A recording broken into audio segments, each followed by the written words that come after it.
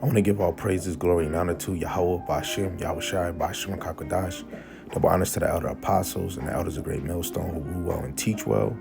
But one that they can continue to endure and be sincere. Mighty Shalom to the hopeful elect in the same spirit. And Shalom to the Akwatium. But willing that you can continue to endure and be sincere.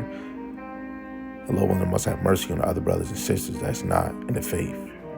You know, this is just quick, straight to the point.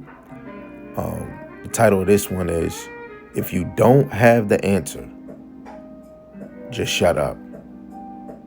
If you don't know the answer, just be quiet. If you don't have the answer, shut up. If you don't know the answer, just be quiet. This is Sirach, Ecclesiasticus, the 5th chapter, verse 10 to 12. It says, be stand fast in thy understanding, and let thy word be the same. Be swift to hear, and let thy life be sincere, and with patience give answer. If thou hast understanding, answer thy neighbor. If not, lay thy hand upon thy mouth. So you have to be stand fast, unmovable in your understanding. It's another example where we shouldn't be watching too many people, right? Build a foundation on the teacher that you're watching, right? And if you don't agree with something, try to have a way where you can find a way to understand it, either through breakdowns. If there's no breakdowns, keep it moving until you can bear witness that that is the truth, right? And you want your words to be the same, right? You want to be able to teach the same song that everybody else is teaching of whoever you watching. As an example, for me, the brothers I labor with, you know, we're watching one congregation as a whole, you know? And if the song is not right, something has to be fixed, because we have to be singing the same song. Let thy word be the same, and be swift to hear. That's why we always want to be quiet when the word is coming out, to the best of our ability, right? And now in today's society, we have this internet where you can pause it, press play, pause it, and press play, right? You can go to a certain time that you forgot, right? 20 minutes ago, right? And hear what is actually being said. And that's a problem with a lot of us. We don't know how to listen. We're ready to cut somebody, right? You have to understand why somebody said what they said. Let them bring out the precepts and examine it, right? Let thy life be sincere. And when it comes to this faith, we should all be sincere, right? And with patience give answer, right? Because a lot of us need to be patient before we even speak, right? Some of us do speak, right, and really don't know what was just said, because some of us cannot comprehend, right? And if you do understand what is being said, right, or if you understand what somebody is asking you, answer your neighbor. If not, lay thy hands upon thy mouth. It's okay to say you don't know, right? So that you can sharpen yourself, right? I might check 2 or more witnesses, maybe 3. I might watch this brother video, I might watch that brother video, and I'm gonna watch that brother video. Guess what? All 3 of these videos, and I'm talking about myself now, all 3 of them are saying the same thing. Now, somebody might have different words, like how they speak, and he might use an extra or use a precept that he didn't use, but all 3 of them is saying the same thing. That helps sharpen myself, right? So Lord willing, what I'm saying about if you don't have the answer, make sure you sharpen yourself with somebody that has the answer, and try to listen on how they got the answer, where they got it, the precepts that line up, and you go do your reading and read it, even for yourself, to see if you can see it the same way before you run your mouth, right? I'm gonna read that again, but I'm gonna read it in GNT. Sirach, chapter 5, Ecclesiasticus chapter 5, verse 9 to 13 in the GNT.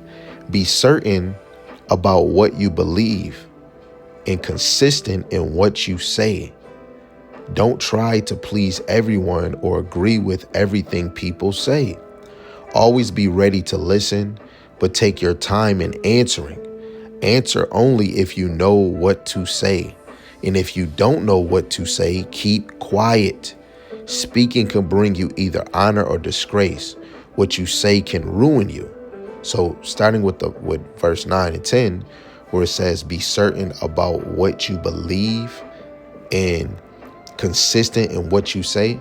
So what you believe should line up with what you're saying, right?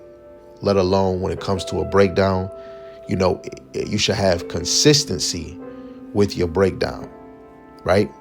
And again, be certain in what you believe, right?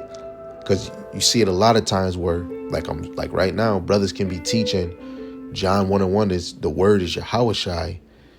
4 years later, they're gonna say, hey, the word is not Yahushai, right? So brothers is not certain in what they believe in, because then they gotta change their doctrine. Now it's okay if you fixing it and it's incorrect, and it's other brothers that's like, oh yeah, I agree, that is true.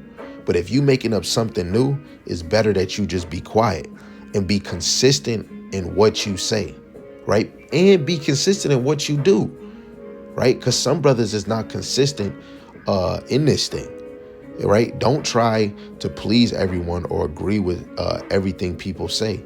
Don't be a people person, because the Lord is not a respecter of person in any type of judgment. So just because I'm cool with a brother, if it don't sound right, I should be saying something, right? Like when you go to Isaiah 8:1, right? We can't spare anybody. Your homie, your best friend, your loved ones, your wife, or whoever, even a brother you just met, you can't spare no one, right? Because we have to hold on what is true and what is not. And always be ready to listen. Before we speak, we always should be ready to listen, which a lot of us fail to do, right? Especially the ones that's actually bringing it out wrong. Ones that come up to the camp trying to speak and then ask you what's your religion or what do you believe, and then you trying to bring it out and then show it in the scriptures, they cut you up. People show an extreme example of not listening. But take your time in answering. So if I'm asking a question, and of course I want scriptures to back up what you're saying. If you can't bring up the scriptures, it kind of shows that first, you're not listening, and you're showing a way of not answering. That's why people have to be slow to speak, right? Answer only if you know what to say. And if you don't know what to say, keep quiet.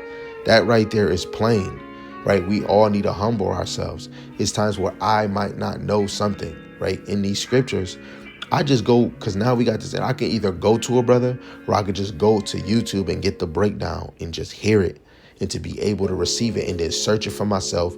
If there's a word in there, get the etymology of words, get a precept that can align with it. And guess what? Hey, if it comes to me making sense, it's all Yahweh Ba'Shem Yahushai that allowed me to come across that video where the brother was doing a good deep dive in the scriptures to make sure the sheep are going to understand, so that I can sing the same song, right? So again, if you don't got the answer, just be quiet. Put your hands over your mouth. Speaking can bring you either honor or disgrace. What you say can ruin you. This is why, like when I go to James 3:1, anybody teaching is going to be judged strictly. In the NLT, they're going to be judged strictly. Especially if you're teaching wrong, falsely, you're going to be judged strictly.